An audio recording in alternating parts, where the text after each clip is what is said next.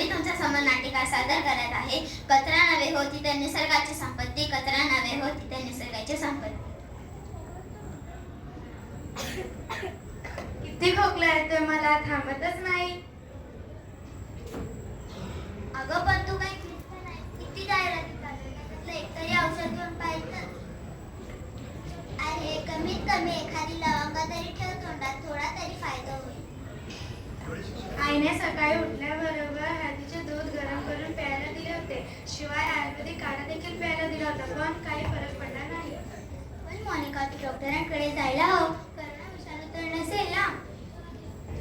अरे प्रकाश, तुझं नेहमीचं काहीतरी वेगळं असतं. कोरोना विषाणू आता खूप कमी झालेला आहे. आता त्याचं नाव सुद्धा निघत नाही.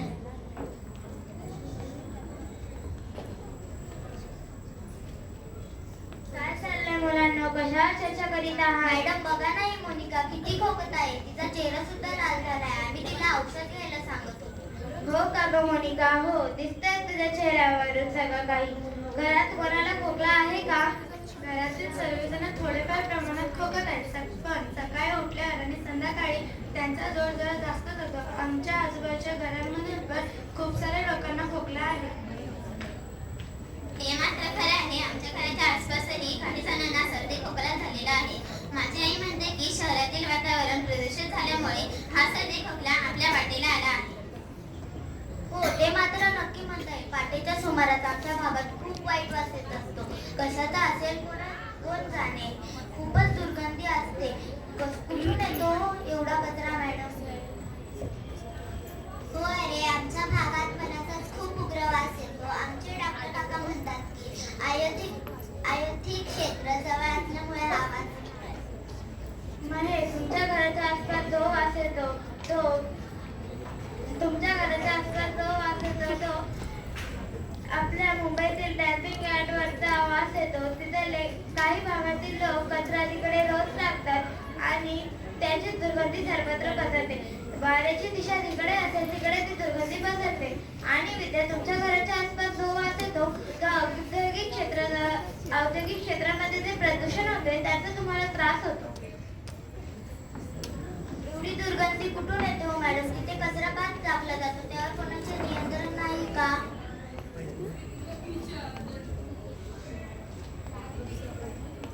खरंच मॅडम, इतका कचरा कोण करीत असेल बरं?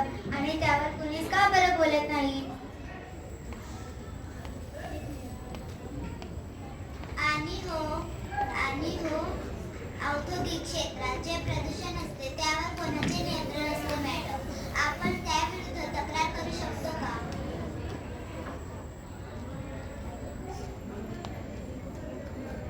वा मुलांना, चांगले प्रश्न विचारित आहात. रोज असेच प्रश्न विचारित जा. आज मोनिकाला जो खोकला येतोय त्यामुळे तुम्ही विचार करीत आहात, ही चांगली गोष्ट आहे.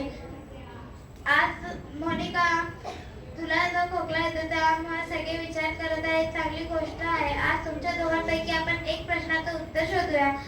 महेश, तुम्ही मला विचारले की एवढा कचरा कुठून येतो आणि कचरा डम्पिंग यार्डवर का टाकला जातो, तर प्रथम तू मला सांग की कचरा म्हणजे काय? कचरा म्हणजे कचरा असतो ना मॅडम?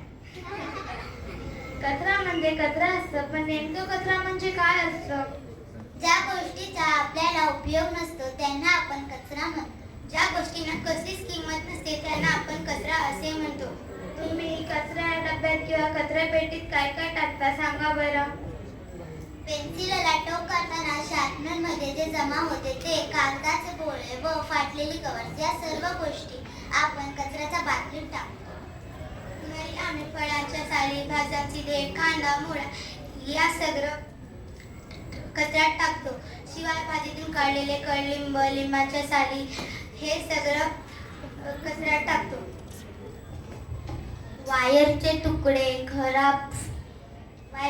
खराब झालेले फोन, आई भाज्या आणते त्या प्लॅस्टिक पिशव्याही कचऱ्यात जातात.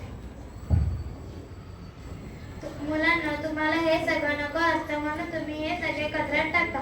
पण कधी विचार केला आहे का, ह्या सगळ्या वस्तू तुम्हाला नको असतात पण कोणाला तरी उपयोगी पडू शकतात? कचरा कोणाला कसा उपयोगी पडेल? तो तर फेकूनच द्यायचा असतो ना.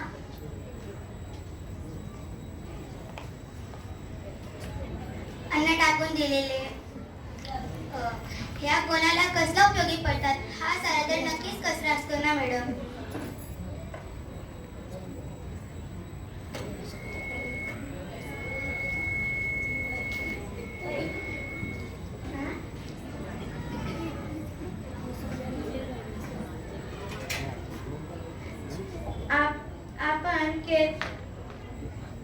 आपण केसुनी आणि लक्ष्मीची पूजा त्यासाठीच करतो.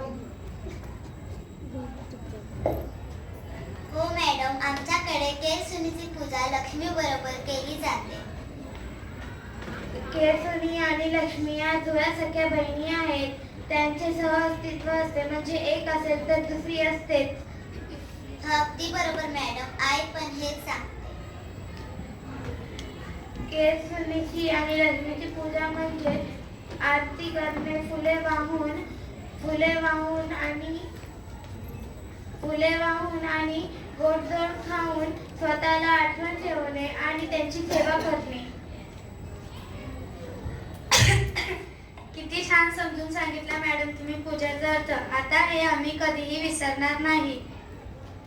अरे, निसर्ग तुमची किती काळजी घेतो. तुम्हाला त्रास होऊ नये त्यासाठी आंबा, फळे, केळी अशी वेगवेगळी फळे तुम्हाला किती सुबक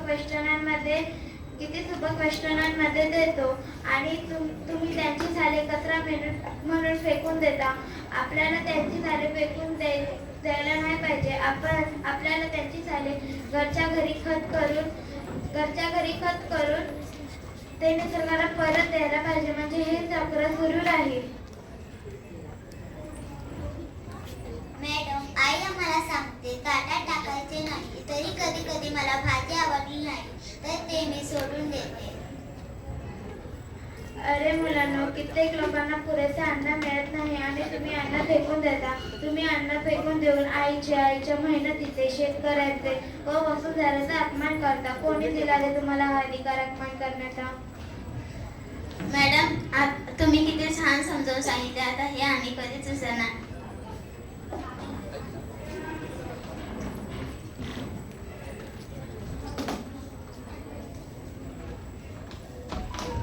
मॅडम, आम्ही असा कधी विचारच केला नाही. आम्ही जर ताटात अन्न टाकले नाही तर किती त्यांनी कचरा कमी होईल. अगदी बरोबर. डॅम्पिंग यार्डवर जो सर्वत्र वास असतो तो टाकून दिलेल्या अन्नाचाच असतो. आपण जर अन्न टाकले नाही तर डॅम्पिंग यार्डवरचा वास तो अधिक कमी होईल आणि आपण साडी, जे न खाऊ शकलेले जैविक गोष्टी आपण घरच्या घरी खत करून ते निसर्गाला परत द्यायचे.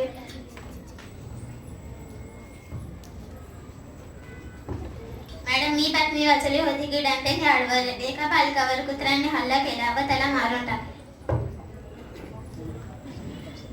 अरे, तिकडे एवढा घाण वास येतो की तिकडे सगळे गरीब लोक राहतात. काही गरीब लोक तिकडे काही भेटत या आशेने तिकडे दुर्गंधीयुक्त नरकात राहतात आणि काही ओढून घेऊन ते विकून आपले पोट भरतात. आणि या सगळ्याचे आपणच जबाबदार आहे, कारण ह्या सगळ्यांचे कचरा आपल्या घरूनच येतो. आपण कचरा टाकायला नको.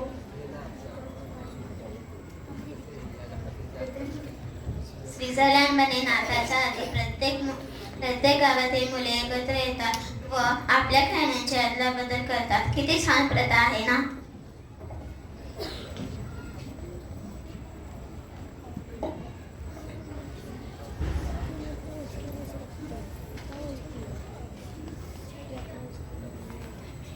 चला तर मुलांना, आपण आता पुन्हा कचरा कुठंच टाकणार नाही अशी आपण प्रार्थना करू. आम्ही आजच्या विज्ञान दिनी अशी शपथ घेतो की आमच्या शब्दकोशातून कचरा हा शब्द काढून टाकू आणि आम्हाला नको असलेल्या गोष्टी ज्यांच्या उपयोगी पडणार असतील त्यांना त्या देऊ. आम्ही अन्नाचा अपव्यय करणार नाही, ताटात अन्न टाकणार नाही. स्वयंपाकघरातील जैविक कचऱ्याचे खत करू. आमचे घर आणि आमची शाळा शून्य कचरा करण्याचे जबाबदारी आमची आहे. धन्यवाद.